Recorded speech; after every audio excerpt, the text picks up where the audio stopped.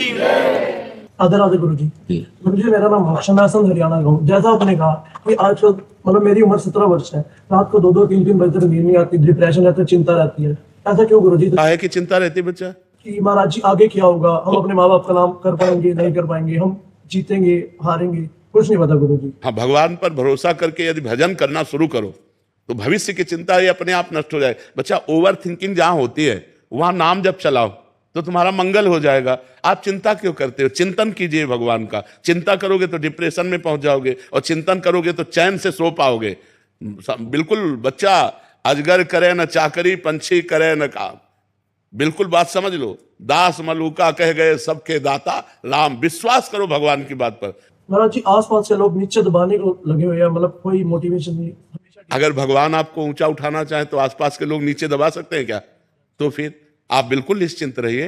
राधा नाम करते हैं तो कहीं और ध्यान जाता है, फिर तेज राधा बोलते हैं, फिर कहीं और। बस आप लगे रहो, थोड़ा समय से लगे रहो, और खाली थोड़ा औषधियों का भी सेवन करो।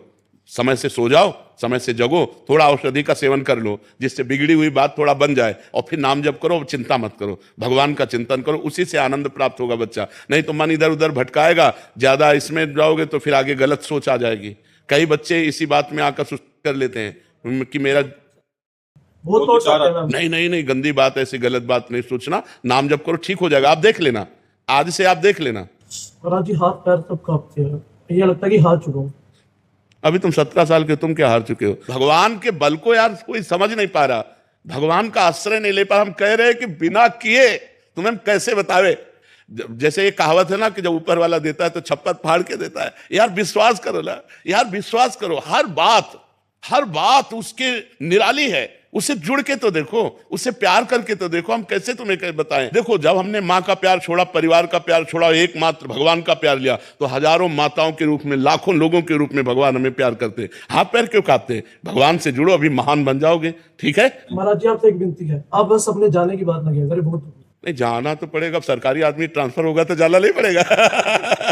अब जाना तो पड़ेगा, ये तो पक्की बात है। अब इसको तो सबको सहना पड़ेगा, क्योंकि जिस समय इसकी शरीर की अवधि पूरी हो जाएगी उस समय अब रोज का रोज डायलिसिस शरीर को क्षीण करता जा रहा है। तो अब भगवान जब जब तक चलाएंगे, वो चलावे तो मरे को चलाते रहे। अब देखो 20 साल से खराब है, हमें लगता है 5-7 साल तो हो गए होंगे डायलिसिस करते हुए। जी हाँ, 5 साल हो गए। 5 साल। तो अब अगर भगवान को चलाना है तो चलाएंगे, नहीं तो हमारी बात मान लो, बस हो गया। चलाएंगे महाराज जी। हाँ, वैसे सबका आशीर्वाद काम कर रहा है, चल रहे हैं अभी। राम ज्ञान त्रिपाठी जी। जी। श्री हरिवंश महाराज जी।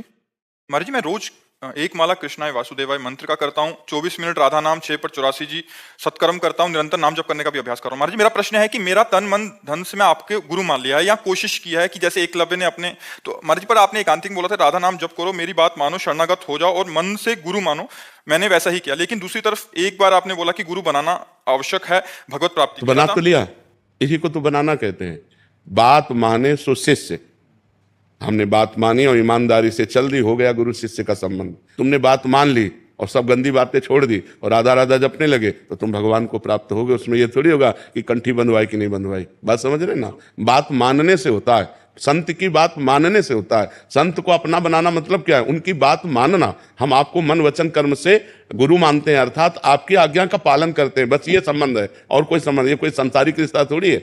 मतलब जैसे संसारिक रिश्ते हैं ऐसा गुरु शिष्य का रिश्ता नहीं। गुरु शिष्य का रिश्ता है बस आज्ञा का पालन करना। जो हमने बात सुनी उसे मान लियो, अपने जीवन में चल दिया, वही गुरु हो गए। गुरु शिष्य का रिश्ता आज्ञा पालन से। आज्ञा सम्न सुसाहिब सेवा। अपने साहब की आज्ञा का पालन करना ही सबसे बड़ी सेवा है। विराट सिंह जी मेरठ से। राधे राधे महाराज जी। महाराज जी, मैं पिस्टल से निशानेबाजी का खेल सीख रहा हूँ। महाराज जी, मैं आपसे पूछना चाहता हूँ, क्या त्राटक योग क्रिया या कोई अन्य योग से एकाग्रता प्राप्त कर सकता हूँ जिससे निशानेबाजी में और प्रवीणता? बहुत जोर की त्राटक यौगिक क्रिया है। त्राटक, किसी एक बिंदु को रख लो और उसी बिंदु में ऐसे बस अंदर से राधा राधा जपो और उसी बिंदु को देखते रहो। जब आंख झपक जाए तो बस बंद कर लो और फिर खोलो, और फिर 1 मिनट 2 मिनट 3 मिनट जितने मिनट रोक पाओ ऐसे। फिर एकाग्रता बहुत जोर की हो जाएगी, बहुत जोर की एकाग्रता हो जाएगी। ठीक है जी? महाराज जी, इससे क्या ध्यान के लिए भी कर सकते हैं? बहुत, ये ध्यान के लिए ही है।